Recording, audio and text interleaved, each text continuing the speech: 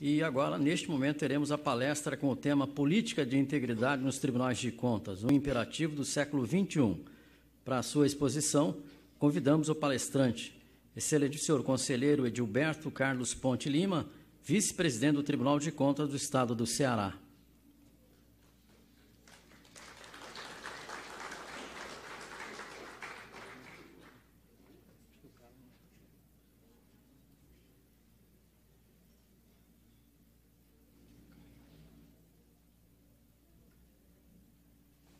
Por favor.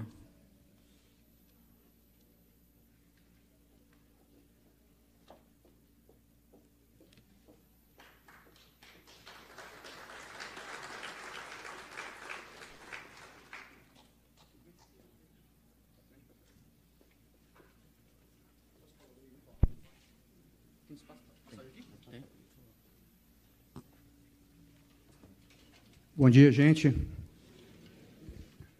Prazer enorme estar aqui e agradecer o convite do Tribunal de Contas do Mato Grosso do Sul. Eu sempre estou, acho que já vim assim, umas 4 ou 5 vezes aqui, sempre é um prazer renovado. Cumprimentar a todos, estou vendo o professor Francisco Pedro Jucá aqui, nosso grande líder intelectual, líder na área de finanças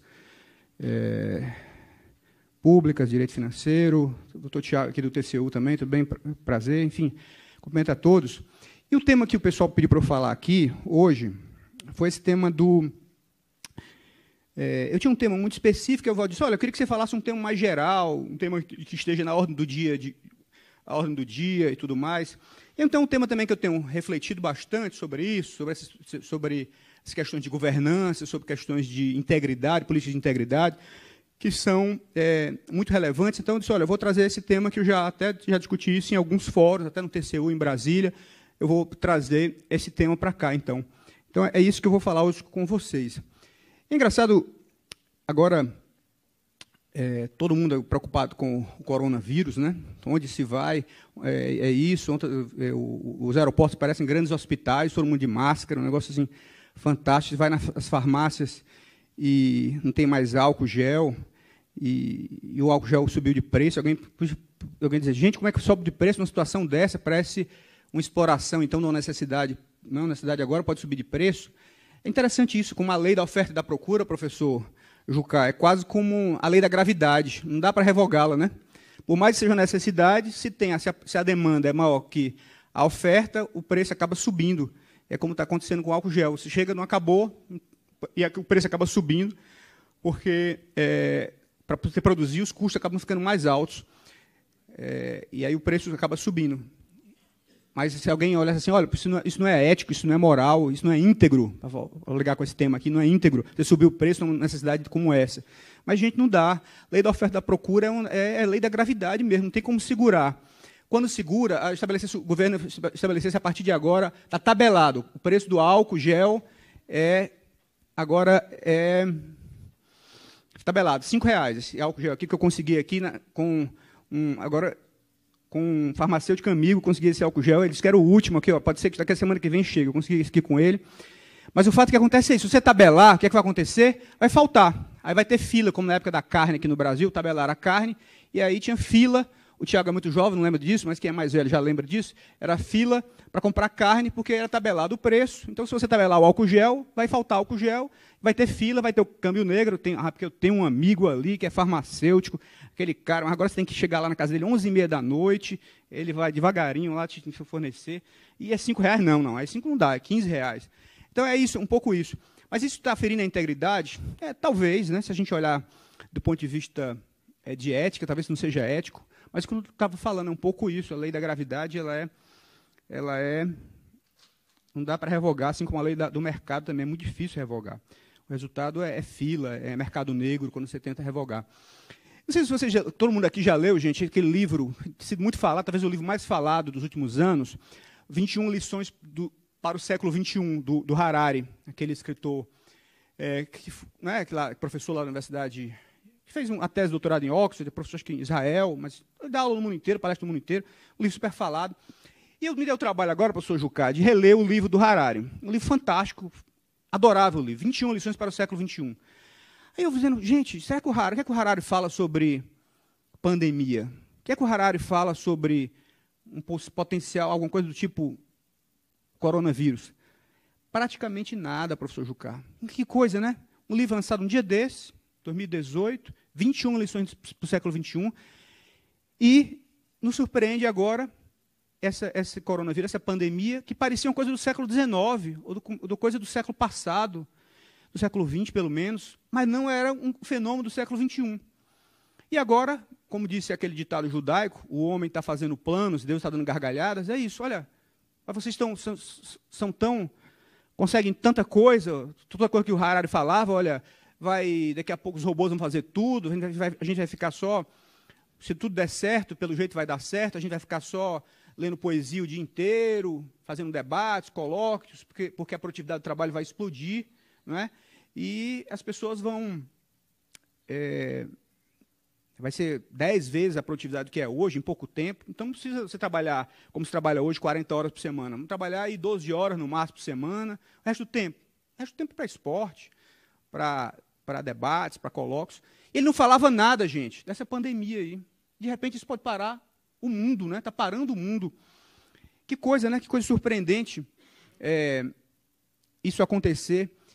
E aí, falando sobre integridade, o mundo está preparado, as nossas instituições, as instituições públicas, estão preparadas para isso? A gente confia nas instituições públicas? Vocês acham que a Secretaria de Saúde, o Ministério da Saúde brasileiro está preparado para isso? As nossas instituições estão preparadas para isso, para enfrentar esse desafio? Não é? A gente tem integridade, o conceito de integridade que eu vou utilizar é exatamente esse, para conseguir resolver esse tipo de problema. A gente tem condição de resolver esse tipo de problema? Essa aqui é a grande questão da integridade pública, no conceito que eu vou trazer aqui. Onde é que é o computador? Para passar aqui? Aqui, passou. Então, de uma forma geral, esse aqui é o ponto central, a gente tem uma crise de legitimidade das instituições. A gente não confia nas instituições, de uma forma geral. Não é só no Brasil. Se a gente perguntar nos Estados Unidos, há uma desconfiança generalizada. As pessoas não confiam no Poder Judiciário em geral, ou não confiam muito, não confiam no Congresso Nacional, não confiam nos políticos, não confiam... até na escola pública, essas pesquisas todas que mostram uma crise muito grande de confiança, uma crise de legitimidade. Não é? E isso não é apenas afirmação, tem alguns dados aqui, esses dados, por exemplo, aqui do Instituto Gallup, que foi de 2019, eles fazem isso desde 1970, e você olhar de 70 para cá, algumas instituições flutuaram, mas, em regra geral, não mudou muito, viu, gente? Apenas 21% das pessoas têm grande confiança na igreja, 29% confiam muito pouco ou nada.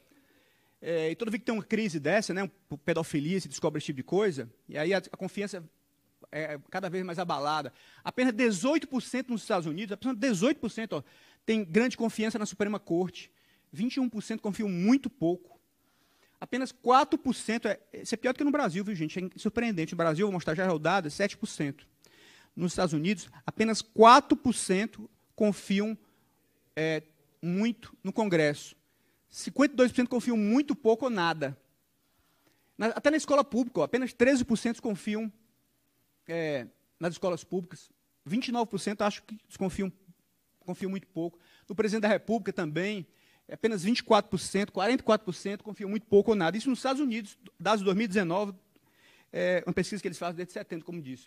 No Brasil, Datafolha também faz essa pesquisa, no Brasil, acho que desde 1990, esse é o último dado, 2019, apenas 24% confiam muito no Poder Judiciário, 26% não confiam. No Ministério Público, que é tão exaltado, essa instituição tão importante, a confiança ainda é menor do que no Judiciário, 23% não confiam muito pouco e 23% não confiam.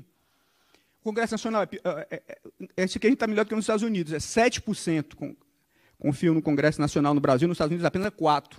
Né? 45% não confiam de jeito nenhum. E por aí vai, o Supremo Tribunal Federal, essa instituição tão importante, só 17% tem uma grande confiança, 33% não confiam de jeito nenhum. E por aí vai. Então, há uma crise generalizada de confiança, de crença nas instituições, se elas vão conseguir resolver os problemas ou não, se elas conseguem, enfim, cumprir o seu papel ou não. E aqui um dado específico sobre o Brasil, que é interessante isso tudo. A gente olha, por exemplo, o Brasil parece que as instituições, de uma forma geral, funcionam muito mal. Porque às vezes a gente quer achar que a gente está indo muito bem, né, Tiago? A gente acha, começa um grau de autocrítica baixa, e é interessante a gente começar a se comparar com outros países. E, como regra geral, gente, a gente vai mal em quase tudo. Olha aqui esses indicadores internacionais.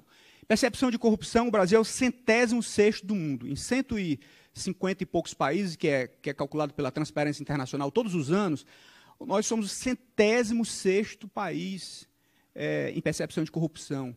O PISA, que são 80 países, a gente é o 60º em leitura, 74º em matemática, 68º em ciências, inovação, 66º, ambiente e negócio, 124 a nossa posição, ó, em 190 países, 124.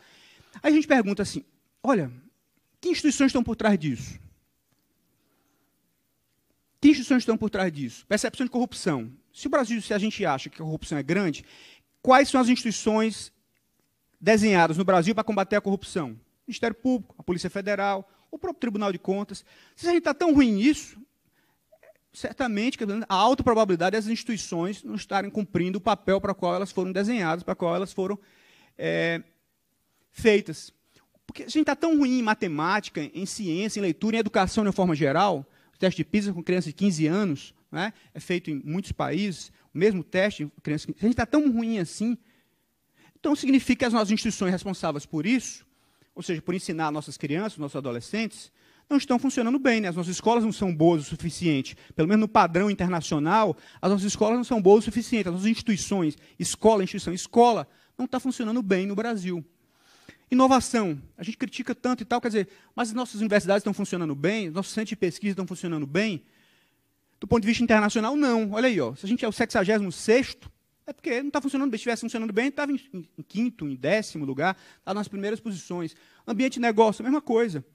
As instituições responsáveis por melhorar o ambiente de negócio no Brasil certamente não estão funcionando tão bem, por isso que a gente está numa posição tão ruim.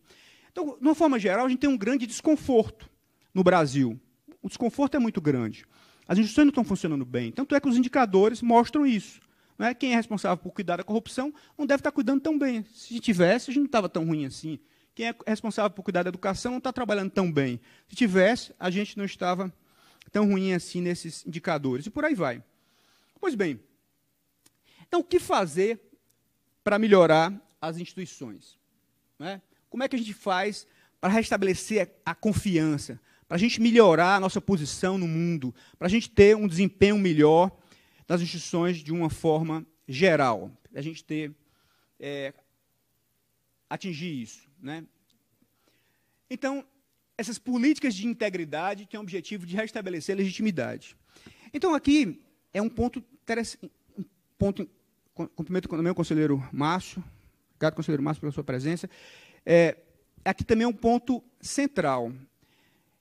É que integridade não é sinônimo de honestidade.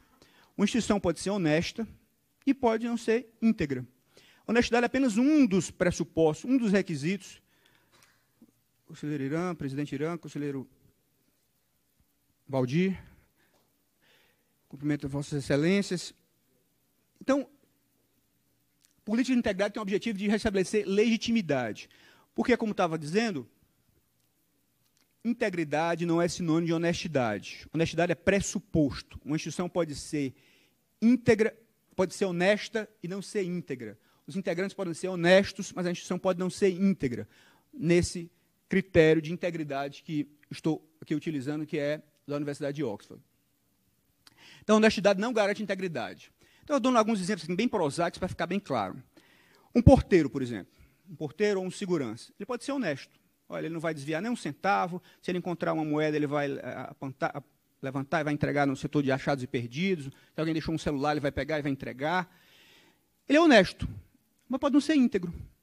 Um segurança, por exemplo. Se ele não cumprir o papel dele de segurança, se ele não cumprir o papel dele bem de porteiro ou de segurança, ele pode ser honesto, mas não ser íntegro. Um hospital, a mesma coisa. Um hospital que não adultera contas, que não desvia recursos, que não, as pessoas não se comportam, os enfermeiros não desviam remédios, os médicos não desviam remédios, não fazem procedimentos. Mas pode ser honesto, mas pode não ser íntegro. Íntegro, ele tem que cumprir o seu papel. O instante que todos os membros são honestos, não desviam recursos, mas que não atendem seus propósitos, não é íntegra. Não é íntegra. O que garante a integridade de uma faca, para dar um exemplo aqui, é a capacidade de cortar, de uma caneta, a capacidade de escrever. Outro dia eu estava escrevendo, assinar um documento, e alguém me chegou lá com uma caneta bonita, Valdir, conselheiro Valdir. O sujeito disse, olha, essa caneta aqui é de ouro, eu ganhei não sei de quem, isso aqui foi do meu avô, tem na ponta aqui é de diamante, não sei o que e tal. Ok, muito bonita a caneta. Aí eu fui assinar o contrato. A caneta falhou. Essa caneta não é íntegra, não é? A caneta tem que escrever. Alguém tinha lá uma Bic, custou R$2, e eu assinei com a Bic. A Bic era íntegra, porque ela atingiu o seu objetivo, e a caneta de ouro, com a ponta de diamante, não era íntegra, porque ela não atingiu o seu objetivo. Integridade é isso também, é atingir o propósito para o qual ela foi desenhada. A mesma coisa é a faca, uma faca bonita, de ouro, de diamante, que não corta, que é cega, ela não é íntegra. Faca que é íntegra é a faca que corta. Então, vale para qualquer instituição. O Poder Judiciário que é íntegro é o Poder Judiciário que julga a tempo, que julga bem, que é justo. Integridade é isso. O Tribunal de Contas, que é íntegro, é o que controla de fato. Não significa, olha, eu tenho lá o planejamento estratégico. Ótimo. Todos os conselheiros, todos os servidores são honestos. Ótimo. A gente tem convênios com diversas universidades. Ótimo. Mas se não julga a tempo, se não julga bem, se não faz boas auditorias no tempo certo, pode não ser íntegro. Integridade é isso, é cumprir o propósito para o qual ele foi definido. Assim como a faca íntegra é a faca que corta, a caneta íntegra é a caneta que escreve. Pois bem, então a honestidade é a condição necessária, mas não suficiente para a integridade. Honestidade é importante, é a condição necessária, não captura por interesse estranho da organização e busca exclusiva de seus propósitos. Uma instituição que está focada nos seus propósitos, uma instituição que não está, que não tem outros interesses além dos seus propósitos, e os propósitos têm que ser legítimos, né? Os propósitos têm que ser legítimos. Vou já definir cada coisa dessa aqui.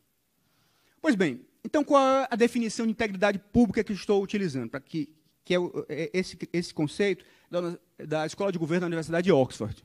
Estou utilizando o conceito deles. A OCDE também tem um conceito, várias instituições do Banco Mundial têm, o Fundo Monetário Internacional, mas estou usando esse que me pareceu o mais adequado, que é a definição de integridade pública segundo a Universidade de Oxford. É a busca genuína de uma instituição pública para legitimamente, com o máximo de seus esforços e meios, vou destacar cada ponto desse, alcançar o legítimo propósito da instituição, consistente com os seus compromissos. Então, eu vou destacar cada ponto desse, gente. Fins legítimos e meios legítimos. Esse aqui é um ponto fundamental. Por mais nobres que sejam os objetivos, os meios têm que ser os corretos. Isso aqui é um ponto e tanto. A gente vê isso frequentemente. Digamos que eu sou um integrante da polícia. Sou um sujeito extremamente honesto, muito bem intencionado. Quero desbaratar o crime, a quadrilha, a corrupção, tudo isso. Mas, com todo o meu entusiasmo, toda a minha empolgação, eu começo a utilizar meios não legítimos. Eu começo, por exemplo, a fazer escutas não autorizadas pelo Poder Judiciário, por exemplo. Começo a fazer escuta ambiental, telefone, começo a seguir pessoas porque, segundo critérios que não foram muito bem estabelecidos. Então, gente, eu não estou atendendo esse critério de integridade, porque os meios, para ser íntegro, os meios também têm que ser legítimos. Porque quando os meios não são legítimos, frequentemente você pode degenerar, deteriorar. A intenção era boa inicialmente, com o fim você acaba degenerando. Isso tem vários exemplos. Quem assistiu, por exemplo, Tropa de Elite, é um filme e tanto, né? Ali era isso. As pessoas eram extremamente, o jeito era extremamente bem intencionado, lá o personagem principal. Mas você vê claramente que havia ali uma deterioração na atuação, porque ele não seguia meios legítimos. Ele começava a usar meios que não eram previstos em lei, não é? Então, meios que não eram legítimos. Então, os meios, isso é muito importante. No Tribunal de Contas, por exemplo, nossa situação aqui, que por mais, às vezes, com muita boa intenção, todo mundo honesto, todo mundo bem intencionado, mas se você não tem claramente definido critérios de risco, quem será fiscalizado, quem deixará de ser fiscalizado, como os critérios são pré-definidos, pré-estabelecidos, né? Então, seguindo lei, seguindo o regimento interno, seguindo a lei orgânica, tudo é pré-definido, pré-estabelecido tecnicamente. Os critérios também são auditáveis. Então, os meios são legítimos, os meios têm que ser legítimos. Alguém entra no Ministério Público, um jovem lá de 20 e poucos anos entra no Ministério Público, extremamente bem intencionado, ele quer realmente melhorar as coisas, ele é muito honesto, ele tem muita vontade de trabalhar, e aí começa, se ele, por exemplo, começar a atropelar os procedimentos previstos em lei, os procedimentos legítimos previstos em lei, de novo, ele não vai atender critérios de integridade. Então, toda vida que há voluntarismo, que não se segue a lei, que se passa para a improvisação, se entra num campo extremamente perigoso. Por isso que esse critério de integridade exige isso, meios legítimos. Estou enfatizando isso, destacando isso, porque é muito comum a degeneração para, às vezes, por a melhor das intenções possíveis, com o máximo de honestidade, mas se degenerar para isso, para quando começa a usar meios não legítimos. Se a gente olhar também a história, por exemplo, a mesma história das milícias, desses esquadrões que polícia, de vez por outra, a gente escuta falar, boa parte começou com gente bem intencionada. Olha, o sistema não, é emperrado, ele não funciona, vamos por aqui, vamos improvisar, vamos conseguir atalhos. Mas o que acontece no final é bom no curto prazo, às vezes até bom no curto prazo, obtém resultados bons, mas no médio prazo acaba degenerando tudo, acaba virando outra coisa, acaba a gente começar a perseguir a agenda própria, a agenda privada.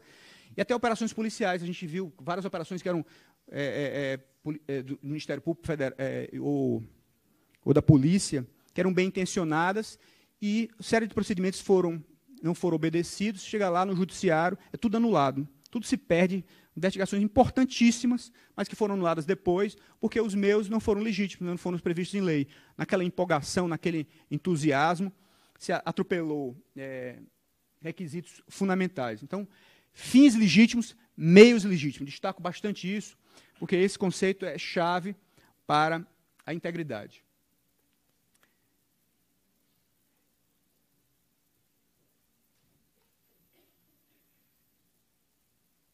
Aqui tem vários exemplos que eu citei aqui, mas outro também que é muito comum. Interessante isso, como as coisas vão mudando. Graças a Deus, muitas mudam para melhor. Quem lia, por exemplo, documentos até dos organismos internacionais dos anos 80, final dos anos 80, começo dos anos 90, chegava-se a admitir, por exemplo, propina nos países em desenvolvimento. Olha, diz o seguinte, olha, os salários são tão baixos nesses países em desenvolvimento, as pessoas, os funcionários públicos, um auditor da Receita, alguém que emite uma licença ambiental, alguém que é responsável por fazer algo importante, ganha tão pouco, tipo como se fosse $100, tão pouco, que se você não azeitar a máquina, fazer ela andar com propina, as coisas não acontecem. Então, esses organismos toleravam isso. A propina era algo aceito para fazer com que a máquina acontecesse. Não sei se vocês sabem, gente, alguns países chegavam a admitiam que se deduzisse do imposto de renda das empresas a propina que eles pagaram nos países que eles atuavam no exterior. Se admitia, alguns países, estavam na legislação. Você podia abater, professor Jucá, a propina que se pagou para azeitar a máquina, porque os salários eram tão baixos, para fazer a coisa andar. Então, eu já dei esse exemplo, milícia para combater a criminalidade, que no curto prazo pode até ser bom, no começo a intenção era boa, esquadrão da morte, procedimento investigatório sem amparo legal, tudo isso, esses meios que não são legítimos, que podem ser utilizados, e não devem ser utilizados se uma instituição realmente quer ser íntegra. Ela tem que utilizar os meios legítimos, os meios previstos em lei. Máximo de esforços e melhores meios. Essa aqui é importante também para diferenciar honestidade de integridade. Como disse, a honestidade é um requisito, mas não é suficiente. É necessário, mas não é suficiente. Então, uma instituição, gente, vamos pegar um exemplo mais prosaico, uma sala de aula, um professor, uma escola pública. O professor ele pode ser honesto, não é? Ele não está roubando nota de ninguém, tirando nota de ninguém, ele não está chantageando ninguém, é honesto. Mas se ele fica defasado, presidente Irã, se ele não se atualiza, se ele não procura novas técnicas de ensino e pedagogia, ele não está atendendo o critério de integridade. Um Tribunal de Contas, por exemplo, qualquer instituição, vamos pegar a nossa instituição, o Tribunal de Contas, que fica utilizando agora, em 2020, técnicas dos anos 90, conselheiro Chadid, que procuram se atualizar no que está acontecendo no mundo, técnicas novas, um treinamento permanente, um treinamento de verdade, ele pode ser honesto, todo mundo é honesto, ninguém rouba naquela instituição, ninguém ali está desviando recurso, mas não é íntegro. Por quê? Porque ele não está buscando os melhores meios. Integridade é também buscar os melhores meios. Procurar se atualizar, o professor tem que se atualizar, a instituição tem que se atualizar. Integridade é buscar os melhores meios. A instituição que não busca os melhores meios, que não busca excelência, que não busca ficar, enfim, de acordo com o que há disponível de melhor dentro do orçamento dela, dentro do que está disponível para ela, que se acomoda, ela pode ser uma instituição honesta, mas não é uma instituição íntegra. Integridade implica buscar o seu melhor. Cada um tem que buscar, cada um para ser íntegro, cada instituição para ser íntegro, tem que buscar o topo de si mesmo, buscar o topo da instituição. Cada um tem que ir atrás do topo de si mesmo, explorar o máximo de potencialidade. Isso é integridade. Quem achar que só por ser honesto é íntegro, não é. Integridade é isso também. É não se esconder, não é? É não lavar as mãos. Não estou dizendo, olha, não é atropelar procedimentos previstos em lei. Mas, ao mesmo tempo, ter comportamento burocrático, lavar as mãos, se acomodar, também isso não é integridade. Integridade é buscar o máximo, dentro da lei, dentro dos procedimentos previstos, buscar o máximo, o topo de si mesmo, o topo da própria instituição. E propósito é legítimo, esse também é fundamental. A instituição tem que ter muito foco, tem que ter o propósito legítimo. Quem define o que o Tribunal de Contas faz? O presidente Irã. É o presidente Irã? É o presidente do Tribunal de Contas? Não. Quem define o que a instituição faz, gente, é a Constituição. Democracia não é isso? Quem define o que as instituições fazem é o povo, por meio dos seus representantes. Agora mesmo estávamos conversando aqui com o senador Márcio Bittar sobre um assunto importante que nos interessa. Ele é representante do povo, né? Representante de um Estado da Federação, enfim. Então, o propósito da instituição, o que ela vai fazer, é definido de forma legítima. Quem define é a lei. Quem define é quem tem competência legal, constitucional para definir. Não é? Então, ela não gasta energia com outras questões, mas as questões que foram definidas por lei. Então, isso parece também uma obviedade, mas a gente vê frequentemente instituições que se desviam do seu foco. Elas não sabem exatamente... Ora, gente, os recursos são super escassos. Todo mundo reclama, eu sempre conto essa história, que eu acho ótimo, de que o maior orçamento do individual do institucional é o orçamento da NASA. E o mais eles reclamam lá é que falta dinheiro e falta gente. Toda instituição, eu fui presidente 4 anos do Tribunal de Contas do Ceará, todo dia chegava alguém dizendo, olha, presidente, eu preciso de mais recursos, presidente, eu preciso de mais gente, meu setor precisa de mais gente. Todo dia alguém diz que precisa de mais gente. Ora, se os recursos são escassos, se falta gente, como é que eu posso dispersar esse recurso já tão escasso com atividades que não são centrais, que não são definidas no propósito da instituição? Então, é fundamental ter foco no seu propósito. Isso não pode haver dispersão disso. E a gente vê todos os dias muita dispersão de propósito. Todo dia alguém chega com ideia, o presidente Irã deve enfrentar isso também. Todo dia chega alguém com ideia ótima, maravilhosa, mas que foge do propósito da instituição. Todo alguém tem uma ideia, vamos fazer isso, vamos fazer aquilo, tudo bem, gente, mas o meu propósito não é esse. Isso aqui para isso você tem outra instituição, tem outro organismo. Esta instituição serve para isso. Eu não posso desviar, tirar recurso dela, que são escassos, para outra coisa. Então, o propósito ele é definido na Constituição, definido na lei, ele é aceito pela sociedade. Então, mas tem que ter clareza. Qual é o propósito do Tribunal de Contas? Qual é o propósito da faca? Cortar. Qual é o propósito da caneta? Escrever. Qual é o propósito da escola? Ensinar. Então, a escola que ensina, o sujeito, qual é o propósito do hospital? Curar doentes. Então, a gente tem que ter muita clareza para isso. Então, a instituição persegue os seus propósitos. E os propósitos são legítimos, ela não se desvia disso. O Tribunal de Contas, de repente, agora começa um Tribunal de Contas qualquer, do Ceará, por exemplo, começa a querer fazer coisas que não é o seu propósito. O Tribunal de Contas agora vai dar aulas, cursinhos para as pessoas serem escritoras, curso de criatividade, fugindo do propósito, né? O Tribunal de Contas agora vai promover campanhas disso, aquilo outro e tal, fugindo do propósito. Né? O propósito dele qual é? Definir, fazer auditorias, julgar contas. Então, é isso que ele tem que jogar os recursos dele. Não vai se desviar. Então, fundamental isso. Perseguir os propósitos. O propósito é legítimo, bem definido. E a busca tem que ser genuína. Ela tem que ter vários mecanismos consistentes para buscar a integridade. Não é? Ela é como um pilar. Um prédio desse aqui, por exemplo, gente, ele está toda hora sob pressão. Se o pilar não for forte, se a estrutura daqui não for forte, o prédio desaba. Outro dia lá em Fortaleza, um prédio de 8 andares desabou. Tinha uns pilares lá, começaram a fazer uma reforma, começaram isso até no Jornal Nacional, começaram a bater nos pilares, e os pilares, o prédio de 8 andares caiu, várias pessoas morreram, muitas ficaram feridas. Um prédio num bairro nobre da cidade. Então é isso. Assim como os prédios, as instituições também sofrem pressão o tempo inteiro. Toda hora as instituições sofrem pressão para se desviar do seu foco, não é? Do seu propósito, da sua finalidade. Então ela tem que ter mecanismos fortes de suportar as pressões. Os pilares têm que ser fortes. Os seus fundamentos têm que ser fortes. E até aquela estrutura que se usa muito em teoria dos jogos, que é atar as próprias mãos. Por isso que é tão importante, às vezes, se colocar na lei, alguém chegou, ou, por exemplo, uma regra agora que está se colocando muito, se colocou agora até naquela lei de abuso de autoridades. Se alguém, por exemplo, um juiz, um desembargador, um ministro, um conselheiro do Tribunal de Contas, pede vista de um processo. Pede vista de um processo. E aí ele tem, se ele demorar muito, pode ser caracterizado abuso de autoridade. É um crime previsto em lei, abuso de autoridade. Quando o tribunal, então, conselheiro Chadid, coloca, por exemplo, uma regra, uma resolução, diz, olha, se você pedir vista, passou 3 semanas, que é o prazo regimental, e você não devolver, o senhor não devolver, automaticamente ele entra em pauta para ser julgado. Aquilo é ótimo, porque pilar é você atar as próprias mãos.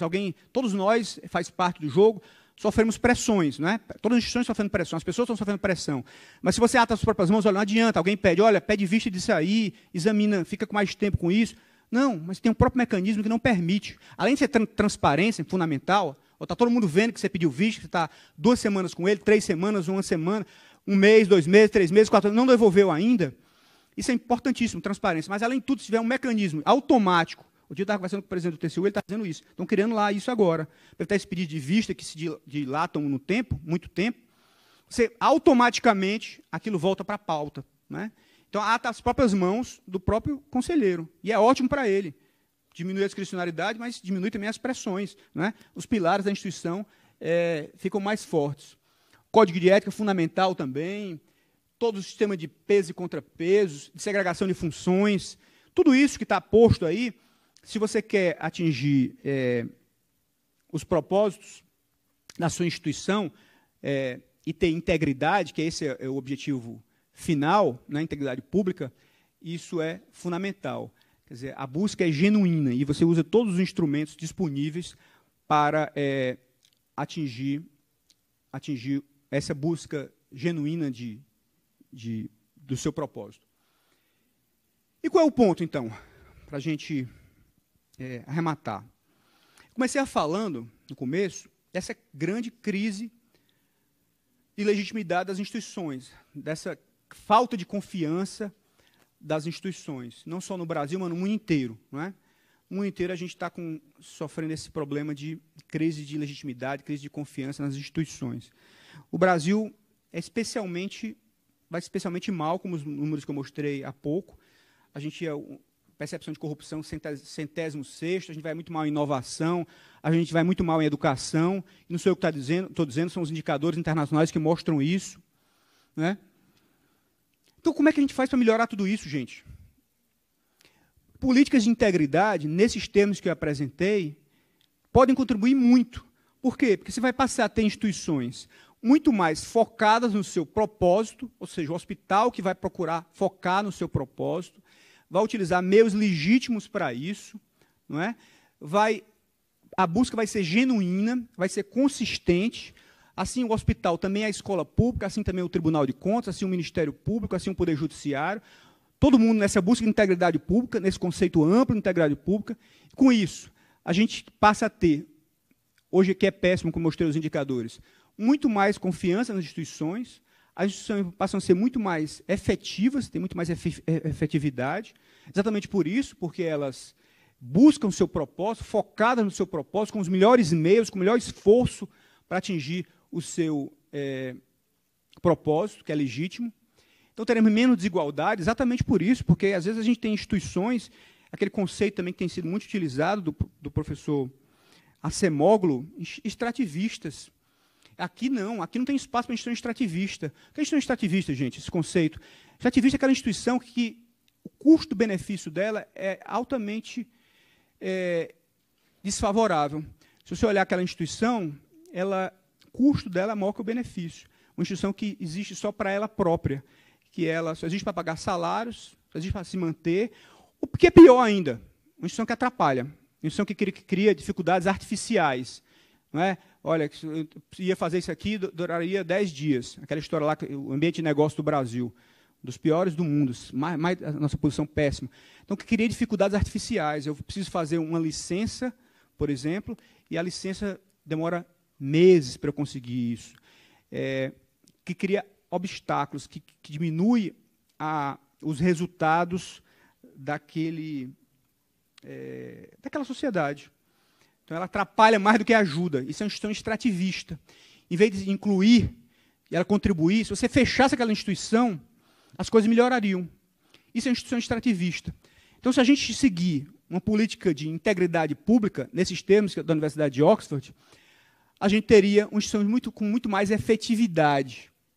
Então, e por aí, menos desigualdade. Menos desigualdade. Fundamental também, porque se você cria uma instituição, olha, uma escola pública, por exemplo, se a gente tem hoje no Brasil uma carga tributária de 35% do PIB, isso é o gasto público brasileiro, esse gasto tem que atingir os mais pobres, não é isso? Tem que atingir o mais pobre, diminuir a desigualdade no Brasil, que é das maiores do mundo também. Então, integridade pública é isso também. Quanto mais íntegras são as instituições, nos seus propósitos, menos desigualdade a gente vai ter. Não é? E, consequentemente, mais desenvolvimento. Né? As escolas que vão ensinar melhor, e a gente vai melhorar a nossa posição no PISA. Os tribunais de contas que vão controlar muito melhor, que vão ter efetividade no seu controle, não será um controle meramente formal, um controle, muitas vezes, que é um controle que não atinge, que a gente trabalha muito, mas produz pouco, muitas vezes. Então, com política de integridade, nesses termos, a gente vai efetivamente controlar. O que interessa é controlar. O Poder Judiciário que vai julgar tempestivamente, de forma justa, não é? Como dizia o Rui Barbosa, a maior das injustiças é aquele julgamento que nunca acontece, que demora muito, né?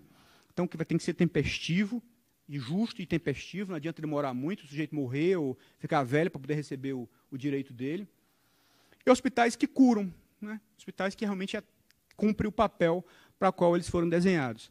Então, política de integridade pública, basicamente, é esse o objetivo. Resumindo a história, é isso. Instituições que buscam o seu propósito com os fins legítimos e com os melhores meios possíveis. É isso que a gente tem que perseguir. Todo esse sistema, todo arcabouço é desenhado para que, no fim do dia, a gente obtenha instituições melhores e a gente saia desses indicadores tão ruins que a gente tem apresentado em termos internacionais. Basicamente, era isso que eu queria falar com vocês, gente. Obrigado pela paciência e estou à disposição para responder questionamentos. Obrigado.